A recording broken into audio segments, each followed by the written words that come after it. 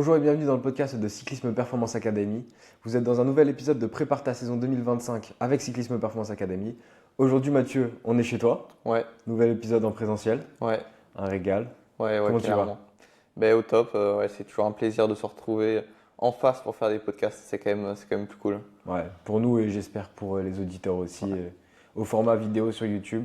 S'il y en exact. a qui regardent que sur les plateformes style Spotify, sachez que au format vidéo, enfin c'est disponible au format vidéo sur YouTube. Aujourd'hui Mathieu, on va aborder le thème de la musculation Ouais, dans l'entraînement et spécialement en cyclisme. Donc ma première question, c'est pourquoi la musculation dans le cyclisme? ouais. Ouais, c'est vrai que c'est une question qui revient souvent, c'est ce qu'on observe hein, voilà, chez les pros dans beaucoup de sports. Voilà, les meilleurs vont faire de la musculation, enfin en tout cas c'est souvent partagé et mis en avant. Pourquoi en faire? Pour plusieurs choses. Déjà, il y a l'aspect performance. Niveau performance, un des premiers trucs de se dire, c'est ouais, la musculation, on va être plus rapide au sprint. C'est vraiment pour augmenter sa puissance max. C'est un truc de sprinter. En réalité, voilà, si on regarde sur les réseaux, bah, à peu près tout le monde va faire de la muscu. Un Remco va faire de la muscu. Enfin voilà, à peu près tous les profils font de la muscu parce qu'au final, bah, on améliore nos puissances, mais à peu près partout. Dans les études, alors en sprint, on les améliore. Voilà, sur 5 minutes, ça a été mesuré, 20, 40 minutes. Au-delà, à ma connaissance, je ne crois pas, mais on peut supposer que si ça s'améliore sur 5, 10, 15, 20, 30, 40 minutes, bon, sur 1 heure, 2 heures, 3 heures, ça devrait s'améliorer. Surtout qu'il y a des études qui montrent aussi qu'on améliore notre résistance à la fatigue. Ce qui nous fait clairement penser que oui, sur 4, 5 heures, on améliore aussi nos puissances. Donc même pour quelqu'un qui fait de l'ultra-distance, qui serait à l'opposé d'un cycliste sur piste, voilà, pour qui on se dit, bah ouais, la muscu c'est une évidence, bah, finalement je pense que même pour quelqu'un qui fait de l'ultra-distance, c'est pertinent. Et voilà, notamment cette étude sur la résistance à la fatigue, euh, je crois que c'était avec 2 tests 5 minutes, avec un test frais et un test avec une pré-fatigue. Bah, voilà, le test avec la pré-fatigue, c'était aussi amélioré autant que le test qui s'était déroulé sans fatigue préalable. Donc voilà, clairement, d'un point de vue performance, on gagne en théorie sur à peu près toutes les puissances. Voilà, il y a une majorité d'études qui vont dans ce sens-là. Certaines études ne vont pas trouver de gains positifs. Et voilà, en science, on ne se base jamais sur une seule étude. On se base toujours sur un ensemble d'études. Et quand on en a voilà, une majorité, je n'ai pas de données exactes, mais je pense qu'au moins 90% des études sur la musculation pour les sports d'endurance, et en particulier le cyclisme, montrent des gains positifs. On peut supposer que c'est des gains qu'on retrouve. Et c'est quoi qu'on va chercher spécialement à travailler dans l'aspect musculation? Parce qu'on on gagne en force, mais c'est quoi qu'on cherche à développer D'un point de vue physio, tu veux dire? Ouais, c'est ça, d'un point de vue physio. Ouais. D'un point de vue physio, il y a plusieurs choses et je pense que tout n'est pas encore bien compris aussi. Euh, alors déjà, il y a l'aspect nerveux. Ça, c'est un des premiers trucs qu'on remarque rien qu'en tant que pratiquant de muscu. Voilà, on va faire les premières séances, etc. Et puis petit à petit, le système nerveux va s'organiser, va prendre le geste et on va progresser, mais c'est voilà, vraiment d'un point de vue nerveux. Donc ça, c'est des choses qui peuvent se transférer au cyclisme, mais je pense pas que c'est l'adaptation la plus intéressante parce que c'est vraiment spécifique au mouvement et ouais, c'est comme tout, plus on fait quelque chose, plus on devient meilleur dans ce truc-là.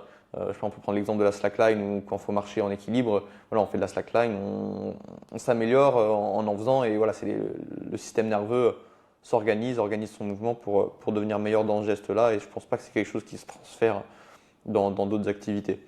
Mais du coup, on a d'autres adaptations plus structurelles, on va dire, notamment au niveau des fibres musculaires. L'avantage de la muscu, c'est qu'on va recruter des fibres qui sont difficilement recrutables autrement. Des fibres qu'on va pas à des niveaux d'intensité finalement qu'on n'atteint pas autrement et qui du coup ces fibres-là qu'on va pouvoir recruter vont derrière s'adapter et finalement devenir de plus en plus oxydatives. Donc ça veut dire qu'elles vont avoir de plus en plus de mitochondries, elles vont s'entraîner, elles vont s'améliorer. Et finalement, ça c'est probablement une adaptation qui se transfère bien sur le cyclisme parce que des fibres qui sont plus oxydatives avec plus de mitochondries et qui sont pourtant des fibres rapides entre guillemets, voilà, c'est des fibres qu'on va utiliser à haute intensité et qui devraient en théorie nous permettre d'être plus performants à haute intensité. Donc ça c'est une des premières choses qu'on retrouve. On retrouve souvent aussi une amélioration de l'économie de mouvement en cyclisme, c'est-à-dire on dépense moins d'énergie pour une même puissance. Alors si notamment on regarde le gross efficiency, qui est vraiment le rendement mesuré entre la production de puissance et l'énergie dépensée, on a une amélioration aussi grâce à la musculation. Ça, comment l'expliquer? Bah, je pense peut-être en partie parce que ce que j'expliquais avant sur les fibres musculaires. Et voilà, ça nous permet d'être plus endurant parce que finalement, on va moins dépenser d'énergie pour une même puissance. C'est pour ça que n'importe quel cycliste va en bénéficier, vu que le sport cycliste, c'est un sport d'endurance avant tout. Donc si on est plus endurant, qu'on se fatigue moins, bon, bah, je pense que ça concerne tous les cyclistes. Mais c'est marrant parce que c'est des efforts hyper courts et pourtant tu es plus endurant. Ouais, C'est non mais contre-intuitif, mais au final, c'est clair. les gens vont y aller avec un peu d'a priori, on va dire, alors qu'en fait, c'est l'inverse que tu vas chercher, quoi. Ouais, ouais, carrément, carrément. Après, il y a d'autres adaptations aussi, peut-être un peu moins étudiées, mais en fait, le, accéder à des unités motrices de plus en plus grosses en musculation, parce que plus l'intensité est élevée, plus le système nerveux doit recruter voilà, des unités motrices qui sont de plus en plus grosses. Et ça, c'est des choses qu'on n'a pas forcément accès autrement en vélo. En fait, plus on fatigue, plus on va avoir besoin de recruter de nouvelles fibres musculaires qui sont entre guillemets fraîches, avec des stocks de glycogène musculaire internes à chaque fibre musculaire qui sont du coup remplis. Et au bout d'un moment, on arrive à une limite. Notre système nerveux, il n'arrive pas à recruter les unités motrices supérieures. Et en fait, en muscu, on va pouvoir entre guillemets débloquer ces unités motrices. Et c'est quelque chose qui se transfère aussi assez bien sur le cyclisme parce que voilà, quand on fatigue, on va recruter de plus en plus d'unités motrices pour pallier à la fatigue et à la baisse de puissance des premières fibres qui ont été recrutées, quoi. Et donc plus on est capable d'en recruter, globalement, meilleur on est, quoi. Ok. Et du coup, quel muscle globalement on va travailler? Est-ce qu'on s'arrête au niveau des jambes ou est-ce qu'on va venir travailler d'autres muscles Bah, si on se concentre vraiment sur les jambes, on aura la majorité des adaptations, même je dirais ouais, 100% des adaptations qui nous intéressent en vélo. Après, on peut évidemment faire d'autres choses, ça sera pas forcément délétère, même si évidemment, si on prend 200 grammes dans les biceps, je suis pas persuadé que ça nous rende plus performants, quoi. Non. Enfin, Ça dépend de la pratique, je ça dirais. dépend, ça dépend. Tu vois, un vététiste, il pourrait en avoir intérêt. Carrément. Il y a des secousses, il faut de la force. Ouais, carrément, bah, même un sprinter, Oui. c'est quand même des mecs qui doivent être charpentés pour voilà, tirer sur le guidon. Enfin, il y a vraiment toute une force qui se transmet dans tout le corps, qui doit se transmettre dans le vélo. Donc évidemment, après, voilà, pour la majorité des cyclistes qui nous écoutent, je pense que ça doit pas être la priorité. Mais On s'arrête au mouvement des jambes, donc ça va être des mouvements de squat, ouais, soulevé de terre, Mm. hip thrust, ouais, ça peut être bien. les mollets, montée pointe de pied, on va dire. Ouais, Et est-ce que tu en vois d'autres? ouais, la flexion de hanche, je sais pas si tu l'as mentionné. Ok, style good morning un peu? Non, style flexion de hanche, Ah, ok. c'est Oh, ce vu de mouvement-là. travailler oui, pardon. Psoas qui va donc remonter la jambe, le droit antérieur qui va aussi participer à ce mouvement. Et ça, c'est un mouvement qu'on retrouve en vélo, en course à pied. Enfin, finalement, c'est quand même important. Et c'est vrai qu'on a tendance à l'oublier parce que notamment le psoas a sa mauvaise réputation. Je suis pas encore, je suis plus trop tout ce qui était santé, etc. Mais je sais que à une époque, on disait que le psoas c'était vraiment un muscle un peu mauvais, qui était trop tendu, qu'il fallait absolument pas renforcer. Alors que c'est l'inverse. Alors que dans notre sport, en tout cas, oui, c'est un muscle qui est important, quoi. En tout cas, on peut pas le laisser de côté. Mm. Donc, ouais, ça c'est souvent mis de côté. Voilà, les ischios, c'est important. Après, globalement, il y a- on peut faire plein de choses. Les exos les plus importants, ça va être quand même des exos plus globaux et je pense que c'est eux qui doivent être la priorité, quoi. Mm. Voilà, squat, soulevé de terre, fente, c'est. Et dans cela, on va venir apporter différentes modalités d'entraînement. Donc, on va passer soit sur de l'hypertrophie, donc en vue de gagner, Mm.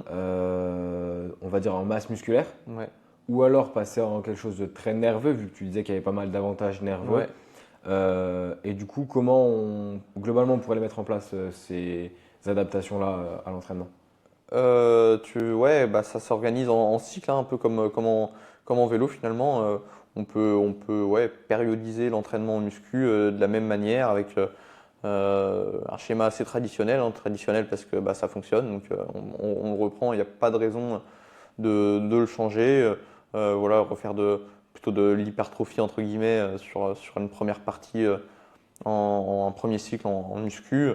C'est pas dans l'idée de faire de l'hypertrophie, mais voilà, c'est juste parce qu'il faut reprendre tranquillement la muscu et peu importe ce qu'on fait, à ce moment-là, on aura des courbatures, même si on fait voilà, très très léger, on aura toujours des courbatures voilà, autant, enfin, voilà, ça sert à rien de forcer plus. De toute façon, il faut passer cette période-là. Après, je dirais 4, 5, 6 séances, les courbatures doivent s'atténuer. Si vous avez encore des courbatures après 5-6 séances, c'est clairement que vous forcez beaucoup trop à la salle. C'est pas une bonne chose, hein. Les courbatures, c'est une mini blessure, c'est une blessure bénigne qui se récupère assez vite, mais c'est signe qu'on a trop forcé, quoi. Donc au début, c'est normal parce que bah, c'est des mouvements, on n'en a jamais fait, le corps il est traumatisé et voilà, encore une fois, c'est normal. Mais si ça se prolonge et que pendant 6 mois qu'on fait de la muscu, on a des courbatures tout le temps, on est fracassé, là, c'est clairement pas bon signe et il faut vraiment, vraiment réduire soit l'intensité, mais généralement, c'est plutôt le volume, quoi. Ça sert à rien de faire des séances d'une heure et demie, 2 heures, ça peut être vraiment C'est beaucoup long. trop. Bah, après, ça dépend les temps de repos. Après, des fois, c'est vrai qu'on prend des gros temps de repos, les séances, ça peut être carrément très longues. Mais voilà, il faut faire attention au volume qui peut vite s'accumuler et bah, qui ne sert pas forcément à grand-chose. Sachant que nous, on fait déjà beaucoup de volume en vélo, on n'est pas là pour refaire des heures et des heures de muscu, sachant qu'on fait déjà des heures de vélo, ça suffit, quoi. Ouais. Et tu parles de planification et des heures. On en fait combien de fois par semaine, on va dire, des séances de muscu Ça dépend, en période de développement, par exemple? ça dépend. Moi, j'ai toujours fait deux. Là, j'ai un coureur profil vraiment sprinter, vraiment des sprints plutôt plats en plus, qui aimerait bien passer à 3 séances de muscu cet hiver. Donc, je pense qu'on va essayer ça et voir comment il répond. Euh, mais, euh, mais dans ce cas-là, je pense vraiment réduire quand même un peu le volume de la séance. Et voilà, si on fait 2 séances par semaine de voilà, 45 minutes, 1 heure, peut-être si on passe à 3 séances, je pense pas que ça vaille le coup. Encore une fois, ça dépend des temps de repos, etc. Donc c'est difficile de baser sur un volume comme ça en heures de muscu. Mais je pense qu'il vaut mieux réduire un petit peu et c'est peut-être de passer à 3 pour avoir une intensité un poil aussi supérieure. Parce que finalement, c'est surtout ça qui va nous intéresser. Voilà, quand on fait un premier cycle plutôt hypertrophie, plutôt voilà, pour reprendre, et après, par contre, on va vraiment vouloir mettre de l'intensité en muscu. Et cette batterie-là, elle se vide assez vite, hein. On fait quelques séries de gros mouvements à haute intensité, donc plutôt sur la force max ou de la vitesse. Ouais, on est vite cramé. Et puis après, bah, enfin, pour moi, il n'y a pas d'intérêt de continuer. Donc je pense que pousser à 3, ça peut être intéressant. Mais pour la majorité des gens, 2 séances, c'est très bien. Et une séance, c'est quand même mieux que rien. Et moi, je pense qu'on a la majorité des adaptations aussi avec une séance. La différence entre une et 2 séances, c'est peut-être du 1-2%. Enfin, c'est une différence qui est Ouais. minime, quoi. Tant qu'il y a un investissement de la personne à en faire au moins une fois par semaine, Ouais. on va avoir des gains de ce côté-là, quoi. Bah, surtout, ce qui compte de toute façon, c'est de tenir une habitude. Donc, si on se fixe 2 séances par semaine, mais que c'est trop, que ça nous saoule et qu'au bout de 3 semaines, on arrête la muscu, on n'a rien gagné, quoi. Par contre, si on se fixe une séance par semaine, que ça fit bien dans notre calendrier, il n'y a pas de galère pour y aller, que bon, ça ne nous plaît pas plus que ça, mais en soi, c'est qu'une fois par semaine, donc ça va, bah, et que là, on tient pendant 6 mois, un an, enfin, ou beaucoup plus, bah, là, on aura tout gagné, quoi. Donc, c'est pour ça que c'est individualisé et que franchement, je me dis pas, voilà, si quelqu'un il me dit ah, j'ai que un créneau pour y aller, bah, ouais, ok, c'est bon, enfin, tu peux faire de la muscu. Mais par contre, ça veut dire que tu fais de la muscu pendant la période compétitive, quand Ouais, tu es sportif. ouais, Est-ce que c'est pas difficile à. Du coup, est-ce que c'est des périodes de développement? J'imagine que c'est plutôt des rappels ouais, que tu vas effectuer dans la période compétitive. ouais. Mais la question que j'ai, c'est à quel moment tu le places dans la semaine Hmm. en vue de, imaginons, des compétitions tous les week-ends, par exemple. Ouais, ouais. Bah déjà, il y a plusieurs choses à dire. C'est déjà, ouais, franchement, c'est le plus compliqué. C'est le plus compliqué à maintenir quand on est cycliste, surtout enfin, à haut niveau ou en tout cas dans des catégories où on va courir beaucoup. C'est vraiment compliqué. Quand on a un schéma répétitif, qu'on court tous les dimanches, par exemple, encore on peut avoir sa routine et mettons, si on fait une séance d'intensité le mercredi ou le jeudi, on peut faire une séance de muscu tous les jeudis après la séance d'intensité. parce que on veut quand même mettre la priorité sur le vélo. Donc si on fait la séance de muscu avant d'aller faire notre intensité, clairement ça va nous fatiguer pour notre intensité à vélo et c'est pas productif.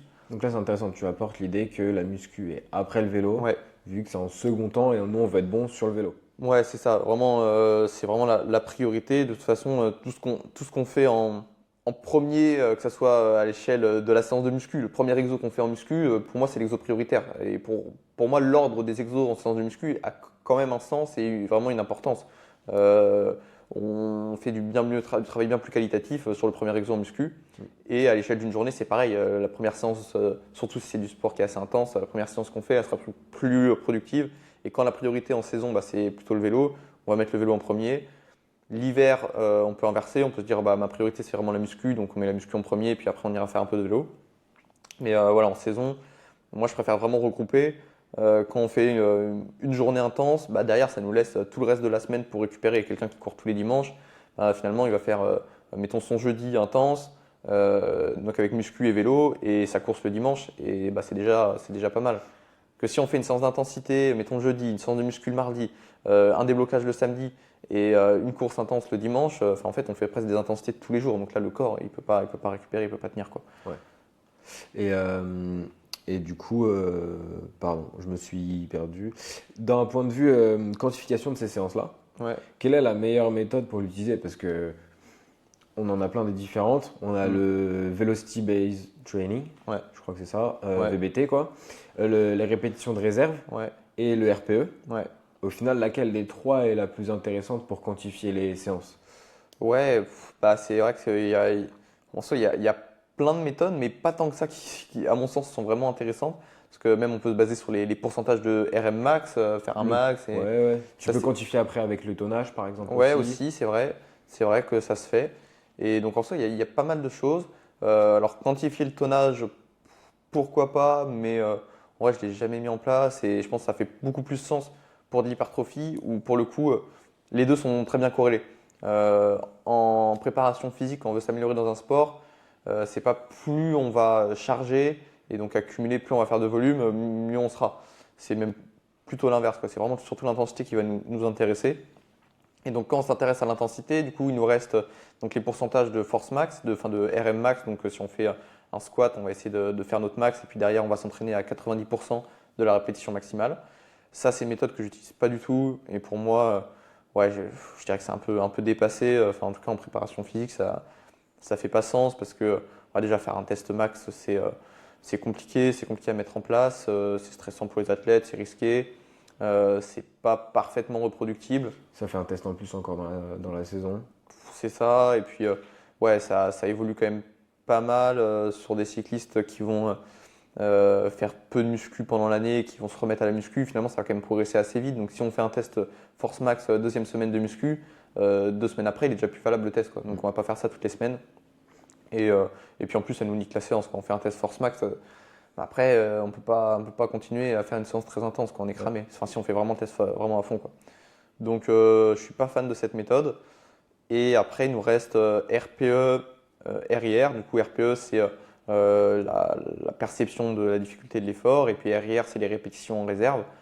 Et les deux vont ensemble. Pour le coup, euh, en muscu, on peut prendre une échelle de RPE sur 10, ça fonctionne assez bien.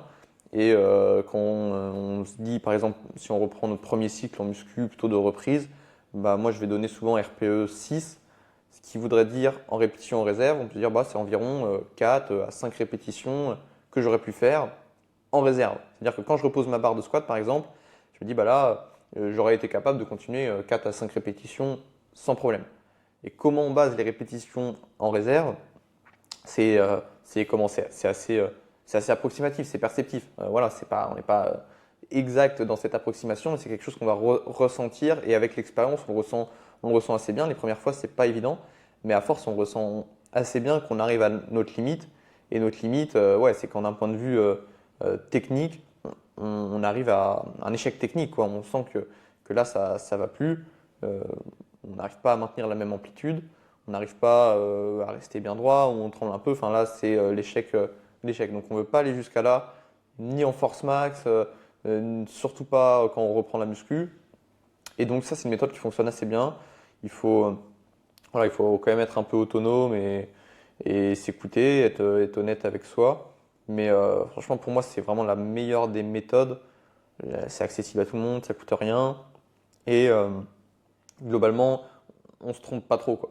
Quand on fait de la force max, qu'on est proche de l'échec, on sait qu'on est proche de l'échec. Quand on reprend, moi je dis, mais les gars, c'est facile, quoi. Oui, entre guillemets, de vous rester 4 à 5 répétitions. Ça se trouve, vous aurez pu en faire 6, 7, 8. En soi, ça ne change pas grand-chose. L'idée, c'est de reprendre facilement. C'est vraiment de donner un ordre d'idée quand même assez général, quoi. Voilà. Donc après, on peut essayer d'aller plus loin dans la précision avec le VBT que tu as mentionné, Velocity Based Training, qui est super intéressant. Franchement, ça m'a passionné. En vrai, ça me passionne encore. Je trouve ça vraiment pertinent, mais surtout avec la vision des cyclistes, où en fait, nous, on s'entraîne avec des données, mais tout le temps, quand on a un capteur de puissance depuis des années, la fréquence cardiaque, etc. Et en muscu, je viens de te dire qu'on base notre séance approximativement en fonction des répétitions en réserve, quoi. Donc, pour beaucoup de cyclistes, c'est compliqué. Ils me demandent toujours, ouais, mais tu penses que je mets combien? Je sais pas, tu vois. Je ne peux pas te dire, c'est toi qui dois te baser sur tes répétitions en réserve, ton RPE, etc. Donc, pour beaucoup, c'est compliqué parce que si toute l'année je leur dis vous faites tel exo à 250 watts ou 300 watts et que là ils sont un peu livrés à eux-mêmes, ouais, c'est pas évident. Du coup, on a une autre méthode, donc Velocity Based Training, où là l'idée c'est qu'on a un capteur de vélocité, donc de vitesse entre guillemets, qui va mesurer donc la vitesse de la barre. Et vu qu'on a la vitesse de la barre, parce qu'en soi c'est le plus important, c'est le plus intéressant et c'est la chose qu'on mesure, on peut d'ailleurs estimer d'autres choses. On peut estimer la puissance notamment, parce qu'on a la charge. Si on met notre poids de corps plus la charge qu'on soulève, on a des mesures de puissance qui en tant que cycliste nous parlent. Franchement, je fais un squat en force max, je vais sortir autour des 500 ou 600 watts, je crois que j'ai déjà mesuré en série, quoi, donc de façon normale dans l'entraînement. Et une répétition, quand on fait notre squat, ça va durer 3-4 secondes. Ça paraît cohérent. Et pour nous, ça parle en tant que cycliste. Et du coup, en soi, c'est pas ça qui va nous intéresser le plus quand vraiment on fait de la préparation physique, c'est surtout la vitesse. Et l'idée, c'est que on peut faire des zones d'entraînement de la même façon qu'on peut faire des zones d'entraînement en puissance. En gros, on va faire un test, on va mesurer, on va se faire un profil en fait, comme un profil de puissance finalement, mais c'est un profil de vitesse en muscu avec donc des barres de plus en plus lourdes. Et on va avoir vraiment, à X% de mon max, je suis à, je sais pas, 0,6 mètres par seconde par exemple. Et comme ça, on va pouvoir calibrer en faisant à toutes les intensités, calibrer des vitesses. Et ces vitesses-là, on sait que ça ne va pas varier. On est tous plus ou moins rapides ou plus ou moins lents. Et du coup, quand on s'entraîne en force max par exemple, on sait qu'on va être autour des 0,2 mètres par seconde par exemple. Et du coup, on sait que derrière, sur nos séances de muscu, quand on fait de la force max, il faut toujours qu'on soit à peu près à 0,2 mètres par seconde en intention maximale. C'est ça qu'il faut préciser, c'est quand tu soulèves ta barre, tu dois toujours aller le plus vite possible. Ouais. Et ça, c'est un point super important pour la préparation physique. Parce que dans tous les sports, en fait, on ne se ralentit pas. Enfin, je veux dire, on tape dans le ballon. Enfin, on tape dans le ballon, quoi. Tu vois, on ne contrôle pas notre tempo, ou on fait pas à moitié, on tape un peu. Non, on tape, quoi. Ou en vélo, hop, on appuie. Enfin, je veux dire, c'est naturel. Et pour vraiment avoir ce transfert vers la préparation physique, il faut cette intention, être dans le mouvement, être dans le truc. Ça veut dire qu'on n'est pas là en train de penser à autre chose, etc. On est vraiment concentré dans notre exo de muscu et on pousse le plus fort possible et on fait que ça. Et ça, c'est pas si simple quand on n'a pas de feedback en fait de qu'est-ce qu'on fait. C'est vrai qu'en vélo, on a toujours ce feedback, on a toujours le compteur en fait qui va nous faire un retour. Et sinon en muscu, on est un peu dans le vide et du coup on a tendance un peu des fois à se perdre. On est là, on soulève la barre, mais on est là sans être là, quoi. Sachant que tu viens de faire 3 minutes tranquille assis à sur Instagram, tu vois. Donc pour ça que des fois les séances c'est pas super efficace. Et avec ce capteur de vélocité, on va avoir, et pour moi c'est le plus gros intérêt. En soi les zones d'entraînement c'est génial, mais le plus gros intérêt c'est d'avoir ce feedback en temps réel. Et voilà, quand on s'entraîne tout seul dans son coin, d'avoir devant soi la vitesse et qu'on sait que on doit pousser le plus vite possible. On sait qu'on ne doit pas perdre en vitesse, on doit pousser le plus vite possible. Mettons sur la première répétition, je fais 0,2 mètres par seconde, celle d'après, je vais aussi faire 0,2 mètres par seconde, et ainsi de suite. Et vraiment, c'est super motivant. Et je trouve les séances, mais elles sont super, super efficaces. Et du coup, bah, c'est aussi un super indicateur de fatigue. Si vraiment on pousse le plus fort possible, mais on n'arrive plus à mettre la vitesse qu'on mettait sur la première répétition, si on a trop perdu, on peut définir un seuil de perte de vitesse. On se dit, bah, c'est bon, on arrête l'entraînement. Même si j'avais prévu de faire 6 répétitions, là, j'ai trop perdu en vitesse. Là, ça ne sert à rien. Je mets 10 secondes pour remonter au squat. C'est bon, on arrête. Donc, ça peut nous aider quand même à bien recalibrer le nombre de répétitions qu'on a justement en réserve. Parce que là, bah, en fait, on le voit, quoi. On voit directement que bah, la vitesse, elle chute. Au bout d'un moment, on ne pourra plus remonter, quoi. Ouais. Donc ouais, super intéressant. Mais donc les répétitions en réserve et le RPE qui sont relativement liés, c'est le plus accessible. Ouais. C'est pour globalement tout le monde. Mm. La plupart des athlètes n'ont même pas besoin d'aller justement jusqu'au VBT. Non, non, Ça permet d'optimiser le travail comme pas mal d'outils à l'entraînement, mais Ouais. pas nécessaire, quoi. non, non, clairement. Clairement, c'est vraiment pas nécessaire. C'est ce. Surtout que ça fait un capteur en plus à Ouais, acheter. ouais, bah, c'est quand Financièrement, même. ça commence à coûter, Ah ouais, quoi. ouais, non, mais carrément. Puis, oui, oui, c'est pas si simple que ça. C'est comme tout, tu vois, faut quand même avoir un minimum de connaissances pour bien analyser les choses, bien le mettre en place. Donc, non, non, c'est loin d'être essentiel. Moi, je l'utilise quand je suis avec ceux que j'entraîne, du coup, sur les séances de muscu, ça m'arrive. Et enfin, là, franchement, c'est génial. Et les athlètes sont contents d'utiliser ça. Après, chez eux, je vais pas leur dire d'acheter ça. Pour moi, voilà. Et justement, l'avantage d'avoir fait quelques séances avec lui, avec ce capteur-là, c'est que derrière, bah, ça nous éduque, quoi, quand même. On apprend des choses, on apprend sur soi, sur comment on gère sa muscu. Donc derrière, c'est des choses qu'on peut réutiliser même si on n'a plus le capteur. Et voilà, je l'ai proposé à ceux qui étaient qui étaient intéressés dans l'entraînement. Voilà, je pense à un coureur que j'entraîne, voilà, à qui je l'ai proposé. Je lui ai dit, ah bah, tiens, si ça t'intéresse, que tu as envie de pousser, de faire les choses un peu mieux. Derrière, il y a quelqu'un qui veut devenir entraîneur, bah vas-y, investis. Tu vas voir, c'est sympa et tu vas apprendre. Et voilà, sinon, on peut vraiment faire sans problème, quoi. Ok, donc là on a globalement bien développé les méthodes de développement musculaire un peu haute intensité. Maintenant j'aimerais quand même revenir sur l'entraînement muscu mais basse intensité un petit peu, tout ce qui va être un peu gainage, PPG et tout ça. Ouais. Quelle est la place de ces méthodes-là dans l'entraînement maintenant en fait? Ouais, ouais, ouais, ouais. Bah, c'est compliqué et à la fois simple. En gros, je pense qu'on n'a pas forcément besoin de ça quand on fait déjà de la muscu bah, à plus haute intensité, justement, où finalement, là, on a à avoir un gainage, une vraie.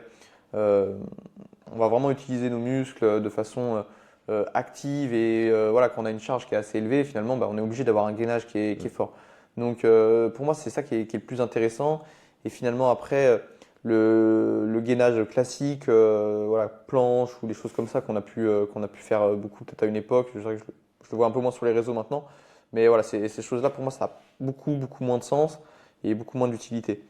Donc, voilà, la plupart de mes coureurs, qui font déjà de la muscu lourde 2 fois par semaine, bah, finalement, pour moi, ils peuvent se contenter de ça. Éventuellement rajouter, du coup, bah, des exos un peu plus vraiment préparation physique avec du tirage notamment. C'est des choses un mouvement qu'on a aussi en vélo, quoi, quand on est sur notre cintre, enfin, quand on tient le cintre de vélo, on est un peu donc voilà, souvent en position de tirage et aussi d'anti-rotation. En gros, ça veut dire on est toujours en unilatéral, quoi. Donc c'est quelque chose qu'on peut répliquer en préparation physique et du coup ouais, faire des mouvements de tirage. On tire que d'un côté, ça peut clairement être intéressant.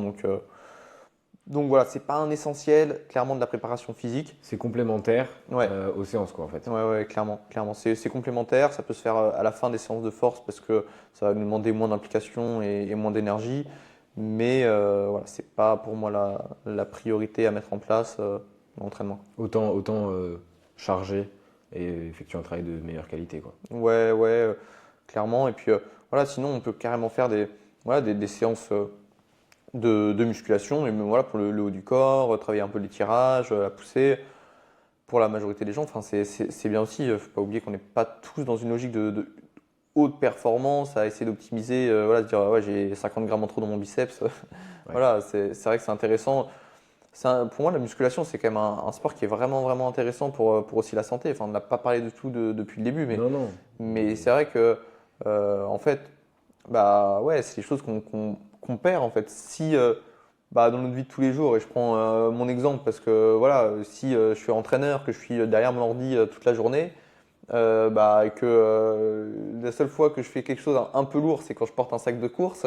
Enfin, c'est des choses qu'après, bah ouais, ça se perd. Je peux me réveiller, je sais pas, à 50 ans et me dire putain, j'ai plus de force quoi. Ouais. Et bah après, Et là, tu te lèves, tu sors de ton lit, oh, j'ai mal au dos, ouais, tu t'es bloqué, bah c'est ça, c'est ça. Donc pour moi, c'est quand même intéressant de ce point de vue-là de faire du renforcement de tout le corps, quoi. Clairement, ça va pas nous beaucoup influencer la performance, ça va pas nous rendre plus performants à court terme. C'est sûr quand on fait du haut niveau, bon, je pense que ça change pas grand-chose. Par contre, à long terme, évidemment, si on a mal partout, bah oui, on sera moins performant sur le vélo. C'est un peu indirect, mais c'est la réalité aujourd'hui de pas mal de monde, malheureusement, qui sont gênés par plein de petites douleurs et ouais, clairement qui les freinent dans leur pratique du vélo. Donc, et pourtant, certains auraient l'idée d'apporter que en muscu, on va se blesser. hmm, Alors qu'en vrai, si on fait bien les choses, ouais, c'est de un, on se renforce, on hmm, solidifie en fait notre musculature, et du coup, on va du coup se préserver dans la vie de tous les jours, mais hmm, aussi on va pouvoir charger pour faire éviter les blessures en fait. hmm, Ce qu'il hmm. faut surtout, c'est être bien placé quand on le fait et tout ça aussi. Ouais, ouais, ouais. Alors c'est vrai qu'en muscu, la blessure, c'est quelque chose aussi qui fait peur parce que bah, parfois, voilà, si on a une charge lourde sur le dos, etc., enfin, ça peut être un peu impressionnant. Euh, du coup, on peut se tourner vers des exos qui nous mettent plus en sécurité et qui, inversement, sont plus dangereux. Hein, moi, je sais que j'aime pas trop utiliser la presse à cuisse, notamment pour ça, parce que bah, justement, on va se sentir en sécurité, on va pousser comme un bourrin. Et en fait, quand on fait du squat, par exemple, on va le sentir tout de suite. Si on n'est pas trop débile, on va sentir tout de suite qu'on perd l'équilibre. Que, enfin, là, on est en train de faire une connerie de forcer. C'est pas, voilà, on sent que c'est vraiment débile, quoi. Alors que sur la presse à cuisse, bah, en fait, on va pousser, mais on perd pas notre équilibre. On est assis dans le truc et puis on va être moins limité techniquement. Et c'est là, je trouve qu'on peut se faire mal parce que voilà, on va mal positionner notre dos, on va forcer avec tout le corps. En fait, finalement, au bout d'un moment, le corps il compense. S'il a plus de force dans les jambes, il va essayer de pousser avec le dos. C'est ridicule, mais c'est vraiment la réalité, quoi. Quand on est sur une presse, il y en a, ils bougent dans tous les sens, quoi. Et clairement, là, c'est pas bon du tout. Donc, quand on s'écoute et qu'on respecte ses capacités, qu'on n'essaye pas d'impressionner les copains et de mettre plus lourd que les autres, quand on n'est pas capable de soulever cette charge ou que justement on se ment sur les répétitions en réserve, on se dit ouais, non mais là c'est bon, c'est sûr je peux en faire plus, alors que vraiment non, c'était le max du max, bah c'est là qu'on peut se blesser. Mais quand voilà, dès qu'on sent que c'est trop lourd pour nous et que qu'on perd l'équilibre, voilà, qu'il y a un truc qui va pas, ça sert à rien d'insister quoi. Ouais. Je continue dans les a priori qu'on pourrait avoir avec la Ouais. muscu. Est-ce que je vais pas prendre trop de muscles du coup en faisant de la muscu? Bah non, malheureusement, c'est un risque assez minime. On risque pas de prendre trop de muscles quand on fait du vélo à côté. Voilà, on a une dépense énergétique dans une semaine qui est assez énorme. Alors ça dépend du volume qu'on fait en vélo, mais en tout cas, qui peut vite être énorme. Et finalement, qu'est-ce qui fait qu'on prend de la masse musculaire? C'est que bah, on a, euh, de l'énergie qui est disponible pour que le corps se dise, tiens, je vais commencer à construire un peu de muscle. Il faut vraiment qu'il ait beaucoup d'énergie disponible. Et c'est pas la réalité de beaucoup de cyclistes. Donc on n'a pas grand-chose à craindre de la prise de muscle. Et ouais, même dans toutes les études, au final, hein, ils vont souvent mesurer, quand ils font une étude sur des cyclistes, ils mesurent le poids. Et ça n'a jamais été reporté qu'on gagnait plus de 500 grammes. Ok. Et même au contraire, souvent on améliore le rapport watts par kilo parce que bah, quand ils vont faire les études, ils vont mettre les puissances absolues, mais ils vont aussi mettre les watts par kilo. Ils s'améliorent aussi parce qu'on est plus puissant. Donc au final, même si on prend 500 grammes, mais qu'on gagne 15 watts, bah, on a un meilleur rapport watts par kilo, quoi. Et est-ce qu'il n'y a pas un peu, on peut trouver dans certains papiers des interférences entre du coup l'entraînement d'endurance et la musculation? Mm.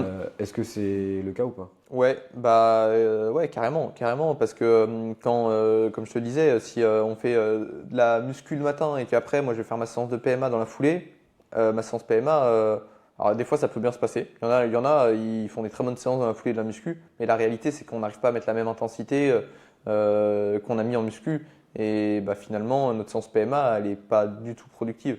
Donc là, oui, il y a une interférence vraiment pratique, quoi. En fait, ouais, on peut pas enchaîner de la haute intensité comme ça.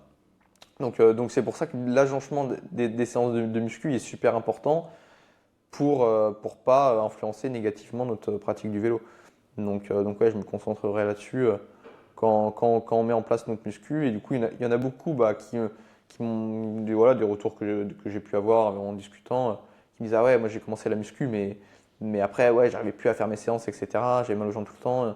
En fait, souvent, c'est juste que la muscu, elle est pas faite au bon moment. Et quand on fait ça au bon moment, bah, normalement, on est censé rien changer à notre entraînement de vélo. Ça s'ajoute et ça se complète, quoi. Est-ce que, selon les pratiques, on va adapter un peu notre style d'entraînement en musculation?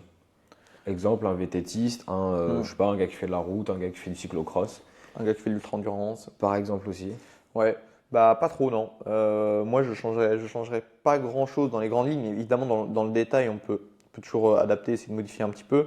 Mais dans les grandes lignes, non, on va suivre un schéma plutôt traditionnel de planification. Et on aura la majorité des adaptations qui vont nous intéresser, peu importe notre discipline, quoi.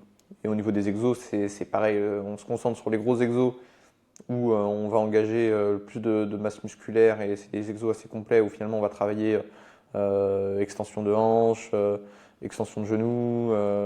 Voilà, on va travailler plusieurs mouvements et ça, ces mouvements-là, on les retrouve sur un vélo quoi qu'il arrive, quoi. Ok. Et autre a priori, est-ce que ça s'adresse à tous les âges? Ouais, ouais, carrément. Et c'est même encore plus important une fois qu'on est âgé, je dirais. Mais encore une fois, c'est d'un point de vue santé. J'aurais pu encore plus développer tout à l'heure, mais voilà, pour maintenir de la force, il y a rien de plus efficace que la muscu. Et plus on est âgé, déjà d'un point de vue santé, bah en fait, ouais, c'est super important de faire de la muscu pour maintenir cette force-là. Et d'un point de vue performance, il y a aussi des études qui ont montré que bah, ouais, ça peut être un très bon levier de progression. Et vraiment, je dis bien de progression à voilà, plus de 50 ans sur le vélo, d'ajouter de la musculation. Donc voilà, je vois pas de raison de s'en priver. Et pour moi c'est encore plus important une fois qu'on est âgé. Et aussi un dernier truc sur la santé que je voulais ajouter, c'est l'amélioration de la densité minérale osseuse. C'est quelque chose qu'on retrouve bien, je dirais, systématiquement dans les études, où bah, finalement on a un squelette qui est plus solide. Ce qui est dans un sport traumatique comme le vélo, où la plupart des blessures, c'est en fait des fractures, c'est quand même vachement intéressant, quoi. Ouais. Et bah, quand on est âgé, c'est pareil. Si on arrive à maintenir ou en tout cas limiter le déclin de la densité minérale osseuse grâce à la musculation, bah, finalement derrière, ça peut vraiment changer une vie. Quand on sait que voilà, quelqu'un qui va se fracturer un fémur voilà, à plus de 70-80 ans ou voilà, n'importe quel os qui va limiter sa mobilité, souvent, malheureusement, c'est des gens qui vont jamais s'en remettre. Mm. Et bah, si ça peut être évité grâce à la musculation, c'est génial, quoi. Ouais. Et pour les jeunes aussi? Bah ouais, pour les jeunes aussi, ouais. Je dirais que si on peut commencer très tôt par apprendre les mouvements de muscu, euh, se, se former à ça, et puis que ça rentre dans l'habitude aussi, quoi. Mm. Bah en fait, oui, C'est du temps de gagner pour la suite, c'est quoi. du temps de gagner pour la suite. Clairement, ça fera pas de mal. Et c'est ça qui est intéressant avec la muscu, c'est vraiment les effets négatifs, il n'y en a pas. Peu importe l'âge, peu importe ce qu'on prépare, et même si en gain de performance, on n'a pas ce qu'on souhaitait et qu'on a peut-être gagné quelques watts, mais voilà, difficile à dire, on a rien perdu parce qu'on a aussi amélioré d'un point de vue santé. Enfin, on perd rien, quoi. Ok. Donc intéressant. Et le dernier point que je voulais aborder, c'était la place des compléments alimentaires style protéines, créatine et Ouais, tout ça dans la musculation chez un cycliste. Est-ce que c'est intéressant ou pas? ouais, carrément, c'est intéressant. Il n'y en a pas 15 000 qui sont intéressants. Bon, déjà, le plus évident, c'est les protéines. Clairement, bon, ça, j'en parle assez souvent dans les podcasts, etc. C'est une question que je repose souvent. La quantité de protéines est vraiment super importante. C'est pas que quand on fait de la musculation, mais quand on fait du sport et qu'on veut progresser, qu'on veut bien récupérer, voilà, avoir au moins 1,5 g par kilo de poids de corps de protéines tous les jours. C'est super important. Donc voilà, bon, je ne vais pas redévelopper plus que ça, mais du coup, on peut éventuellement complémenter en protéines si on n'arrive pas à atteindre la quantité de protéines journalière recommandée. Mm. Et puis créatine, bah ouais, je pense que c'est vraiment, voilà, de là à dire que c'est essentiel, peut-être pas, mais en tout cas c'est quand même, c'est pareil, il n'y a pas d'effet négatif en fait de prendre de la créatine. Il y a plein de choses qui sont mesurées. Enfin, franchement, c'est fou. La créatine, c'est un des compléments les plus étudiés au monde. Si ce n'est, je pense que c'est le complément le plus étudié au monde. Ouais. Il y a des centaines d'articles et dans tous les sens, que ce soit d'un point de vue nerveux, d'un point de vue voilà, cognitif. Il y a plein de choses sur la Ouais, créatine. c'est ça qui est intéressant. D'un point de C'est vue cognitif, il y a beaucoup de recherches qui ouais, disent bah en vrai, ouais, prendre la créatine, c'est hyper intéressant. clairement. Donc il y a cet aspect-là. Et puis bon, bah, l'aspect qui nous intéresse le plus, c'est le fait qu'on va augmenter nos stocks de phosphocréatine et du coup donc musculaire et être avoir plus de force max en fait, plus de capacité quand on fait de la très haute intensité comme de la muscu. Finalement, on va utiliser des substrats qui sont directement disponibles. Et donc bah, pour ça, on a notamment les stocks de phosphocréatine. Et bah, si on complémente en créatine, on va réussir à les augmenter un petit peu, en tout cas les maximiser. Et ça va nous permettre de faire des séances de muscu plus efficaces. Donc, bah ouais, quand on fait de la muscu l'hiver, je pense qu'on doit en prendre. Et puis après, en saison, on peut arrêter parce qu'il y a peut-être quand même une petite prise de poids liée à la créatine. C'est pas tout le monde, mais il y en a qui vont retenir quand même beaucoup plus d'eau avec de la créatine et qui vont prendre facilement 1 ou 2 kilos en prenant de la créatine. Mm. Donc, sachant que c'est que de l'eau, bah ouais, quand on est en saison, autant enlever ça et enlever 2 kilos, 1 ou 2 kilos, c'est quand même pas négligeable, quoi.